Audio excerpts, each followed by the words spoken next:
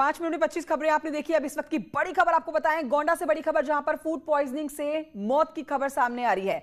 मिलावटी खोए से परिजन मौत का आरोप लगा रहे हैं। पूरे परिवार में मातम पसरा हुआ है। फूड पॉइजनिंग से एक शख्स की मौत हुई है, 7 लोग बीमार हुए हैं। एक ही परिवार के सभी लोग हैं, सभी लोग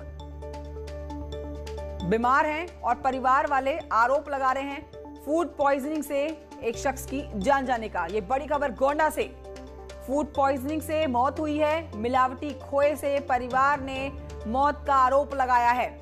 इस बीच आपको बताएं कि एक शख्स की जान गई है और 7 लोग एक ही परिवार के बीमार हो गए हैं। सभी को अस्पताल में भर्ती कराया गया है, लेकिन मिलावटी खोए से परिवार में जो एक जान गई है, उससे पूरे परिवार में मातम का माहौल बना हुआ है। फूड पॉइजनिंग से एक शख्स की मौत हुई, 7 लोग घायल हैं। इस वक्त की बड़ी खबर है, गोंडा से बड़ी खबर।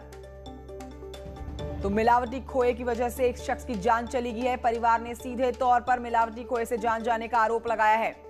पुलिस हर एंगल से इस मामले की जांच कर रही है, लेकिन एक जान गई है और 7 लोग इस मिलावटी खोए को खाने से बीमार हुए हैं। इलाज के लिए अस्पताल में भर्ती कराए गए हैं। देवमणि मेरे सहयोगी और जानकारी के साथ इस खबर पर मौजूद है। देवमणि, ये पूरा मामला क्या है? पूरी खबर विस्तार से बताइए।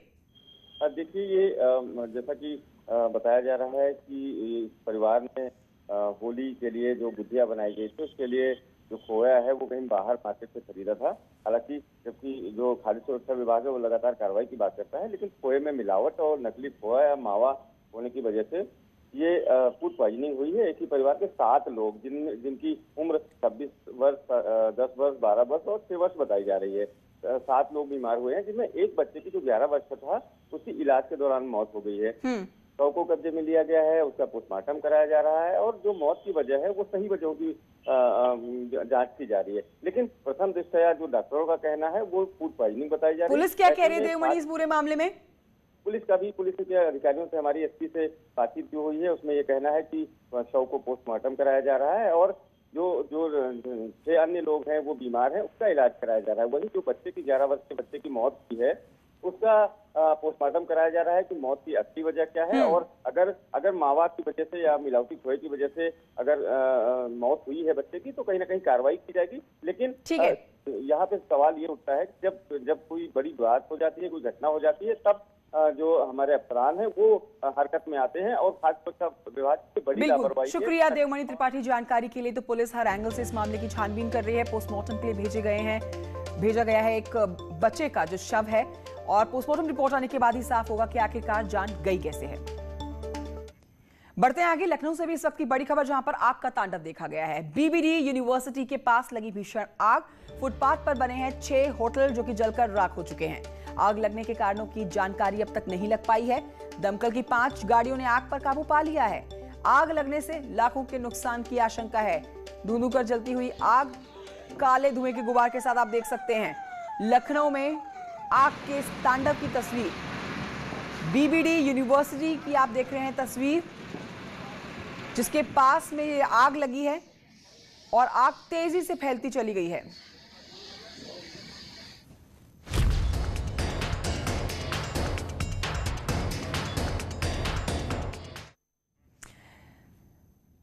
और आज की सबसे बड़ी खबर, बांदा जेल में आएगा मुख्तार अंसारी। कड़ी सुरक्षा के बीच में बांदा जेल में शिफ्ट किया जाएगा।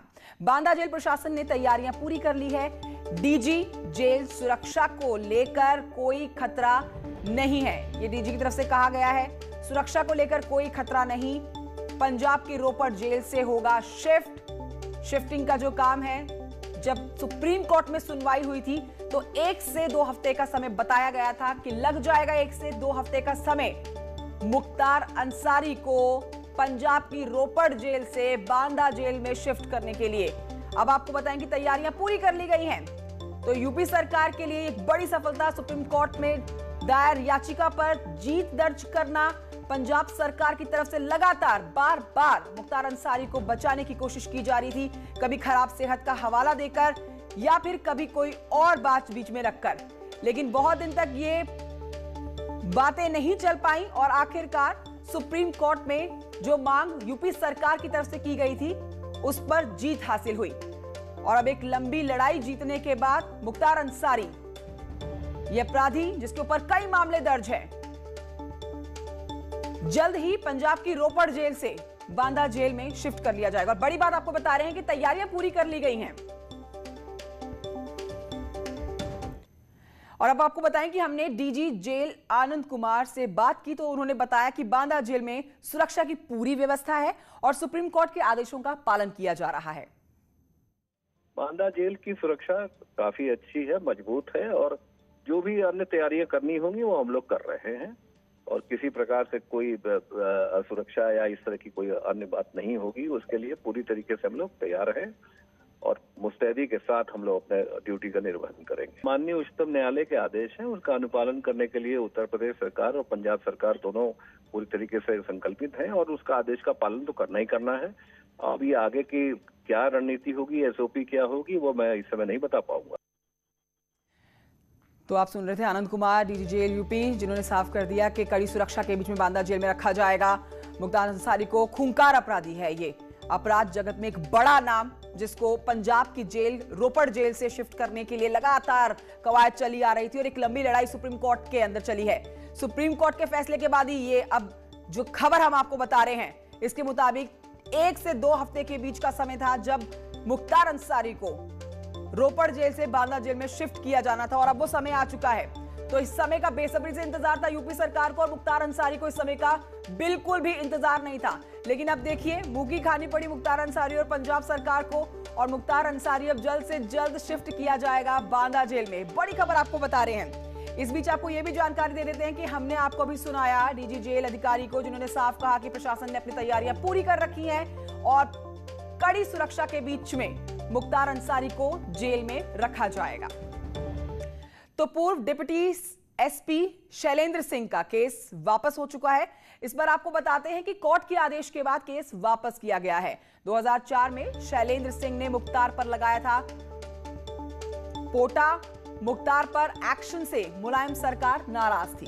योगी सरकार की पहल के बाद इस केस को वापस लिया गया है। तो देखिए बदलाव योगी सरकार के कार्यकाल में कितनी तेजी से हुए हैं। 4 साल का योगी सरकार का कार्यकाल और कई उपलब्धियां योगी सरकार को, और ये बड़ी एक नाकामी मुलायम सरकार की उस समय की, जिसने मुख्तार अंसारी को बचाने की कोशिश की थी।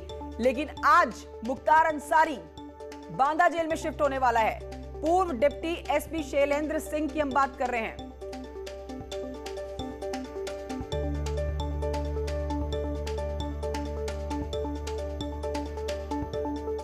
और आइए बात करते हैं कोरोना के बढ़ते हुए संक्रमण की। कोरोना के संक्रमण जिस तरह से बढ़ रहा है यूपी में, उस खतरे को देखते हुए योगी सरकार ने एक बड़ा फैसला लिया।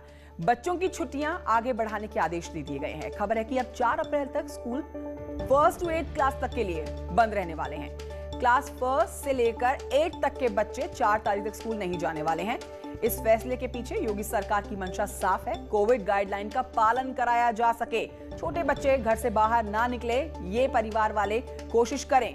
लोगों को कोरोना से बचा सके योगी सरकार, इसलिए सबसे पहले जो कदम उठाया गया है वो छोटे बच्चे जो क्लास 1st से 8 तक के हैं, उनको अब 4 अप्रैल तक स्कूल नहीं जाना होगा। छुट्टी आगे बढ़ा दी गई है। हर दिन 1000 के आंकड़े को छूता हुआ कोरोना का यूपी में आंकड़ा सरकार की चिंता बढ़ाए हुए है और इसी के मद्देनजर यह फैसला लिया गया है। योगी सरकार की गाइडलाइंस में आप जानते हैं कि एयरपोर्ट पर और रेलवे स्टेशन पर एंटीजन टेस्ट की व्यवस्था है, लेकिन अब जिस तरह से बीते कुछ दिनों में 1000 के आंकड़े को छूते हुए कोविड के संक्रमण के मामले आ रहे हैं, उसमें अब छोटे बच्चों के लिए ये अपडेट, ये खबर, जिसमें 1st to 8 तक के बच्चे 4 तारीख तक स्कूल नहीं जाएंगे।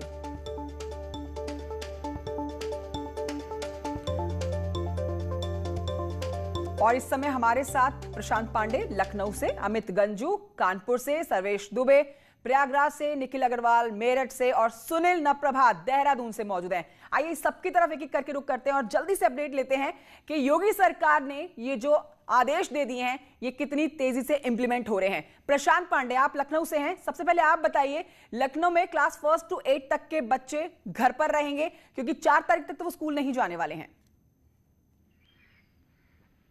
निश्चित रूप से अगर बात करें, योगी सरकार ने कल ये बड़ा फैसला लिया है जिसमें कक्षा 1 से 8 तक के सभी विद्यालय, चाहे वो परिषदीय हो चाहे निजी विद्यालय हो, सभी कक्षा 1 से लेकर 8 तक के विद्यालयों में बच्चों की छुट्टी रहेगी और साथ ही साथ जो बच्चे आएंगे उनके जो है कोरोना नियमों के तहत उनका पालन कराया जाएगा।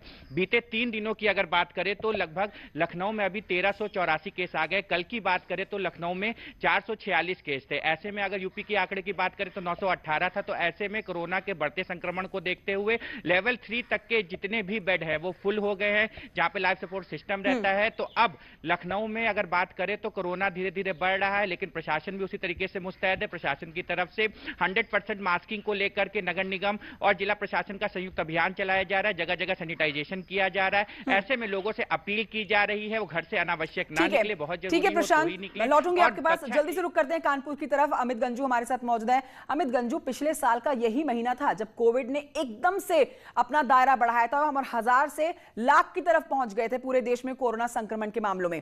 लेकिन अब वैसी परिस्थिति ना बने, इसके लिए क्लास 1 से 8 तक के बच्चों को यह बड़ी राहत दी गई है। कानपुर में स्कूल्स का क्या हाल है?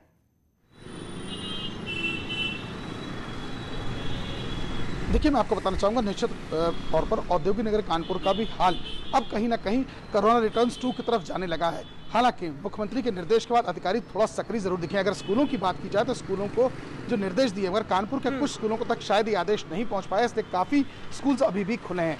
और इस वक्त मैं कैमरामैन से कहूँगा, पहले तो दृश्य दिखाई, लोग कितने निश्चिंत है, मास्क किसी के चेहरे पे नहीं दिख रहा है। कुछ लोग ठोड़ी पे लगाए हैं, कुछ लोग देखिए बाइक्स पे चले आ रहे हैं, इनको कोई चिंता नहीं। ये ऑटो वाले से हम बात करने की कोशिश करते हैं, देखिए, जबकि ये सबसे बड़ा फॉरवर्डर है। सर, हम आप तक आना चाहते हैं, आपका मास्क कहाँ है? आपका मास्क है? मास्क कहाँ है? मास्क रखा है। कहाँ? गाड़ी में। घर में रखा है? गाड़ी में। तो गाड़ी से पहनते क्यों नहीं आप? पहन सर, अमित गंजू, इन्होंने गाड़ी में रखा है। ये सज्जन है, गाड़ी को कोरोना हो सकता है, शायद इस वजह से ये गाड़ी में मास्क रखे हुए हैं। तो देखिए, सिर्फ इतना नहीं होगा, गाइडलाइंस जारी की जाएंगी, लेकिन इन पर अपने आप से जागरूक जनता को ही होना होगा। लौटूंगी आपके पास, प्रयागराज की तरफ रुक करते हैं, जहां से निखिल अग्रवाल भी हमारे साथ मौजूद है। निखिल, कुंभ चल रहा है, योगी सरकार ने क्लास 1 से 8 तक के लिए तो स्कूल बंद कर दिए हैं, लेकिन क्या लोग जागरूक दिख रहे हैं आपको प्रयागराज में? योगी सरकार की गाइडलाइन का पालन कर रहे हैं?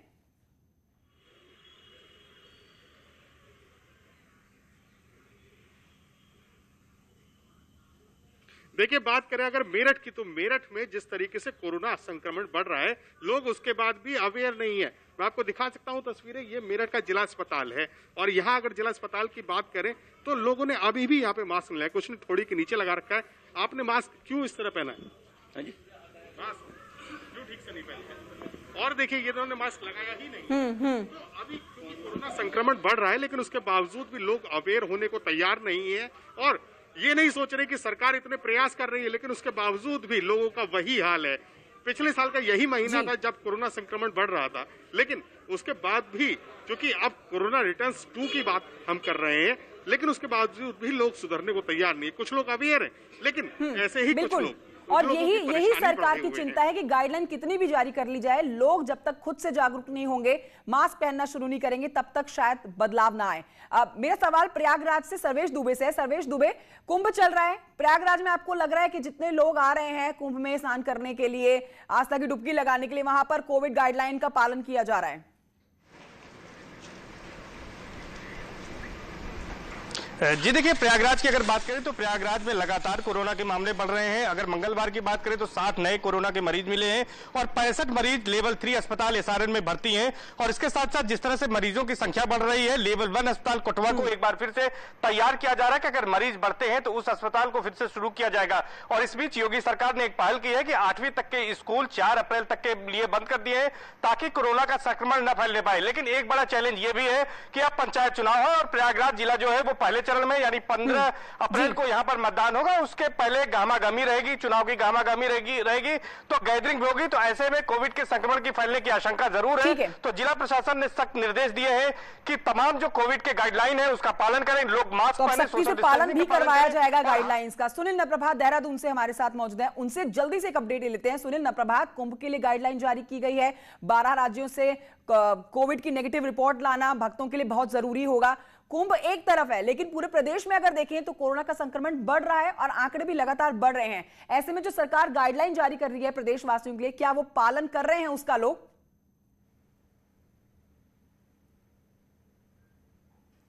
देखिए, इसका इम्प्लीमेंटेशन कराना बेहद टफ काम है। हालांकि कुंभ में जितने भी श्रद्धालु आएंगे, चाहे वो लोकल लोग ही स्नान पर कुंभ में क्यों ना प्रवेश करें, उनको भी RT-PCR की नेगेटिव रिपोर्ट लानी कंपलसरी कर दी गई है। इसके अलावा पूरे उत्तराखंड में करीब यूपी, राजस्थान, दिल्ली और महाराष्ट्र समेत 12 स्टेट ऐसे चिन्हित किए गए हैं कि यदि यहाँ से कोई भी यात्री आता है उत्तराखंड के बॉर्डर पे, तो उसको बॉर्डर पर एंट्री केवल RT-PCR नेगेटिव रिपोर्ट देखने के बाद ही दी जाएगी। हालांकि धीरे धीरे जिस तरह से कोरोना का संक्रमण बढ़ रहा है, करीब 1 लाख के पार सरकार ने अपनी तरफ से हर संभव कोशिश कर रखी है सुनील प्रभात, लेकिन लोगों को खुद से भी स्टेप आगे बढ़ा के जागरूक होना होगा और मास्क पहनना होगा, सोशल डिस्टेंसिंग बना के रखनी होगी। आप सभी का बहुत शुक्रिया प्रशांत, अमित गंजू।